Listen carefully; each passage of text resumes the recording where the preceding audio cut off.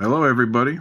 Right now, I'd like to talk to you about the new Pope and why the culture war between right and lefties online is absolutely a waste of time.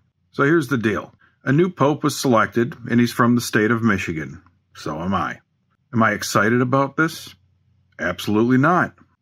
One of the first things he did as a Pope is he made a nice little statement that you cannot support the cruelty of kings and walk the path of Jesus. Of course, MAGA got angry, because he was directly speaking to them. That if you support fascism and you support an authoritarian government, you are the antithesis of what Jesus stood for. Therefore, you are not really a Christian. Now, that's a little kind of a controversial statement because to be a Christian, you just need to say you're a Christian. So it's more or less, if you support an autocratic government and any type of authoritarian government, you are just a bad Christian. You are just going against all the teachings of the Bible, and you're flaunting it in public. So here's the deal. Does that mean he's on our side? Absolutely not.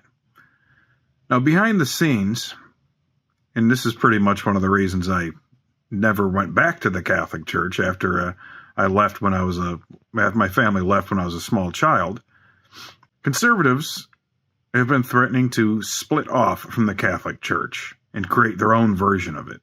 And sometimes liberal types have been saying the same thing. Now, that's not really good for the Vatican. The collection plate would definitely be a lot thinner. But the problem is this. In order to keep both factions of people under the same house of God, they decided to get a pope that spoke with the poor people and actually speaks for those in poverty, which is a great thing, but has backwards social views. So he is not a friend on LGBTQ people. As a matter of fact, they were the sacrificial lamb to make this work.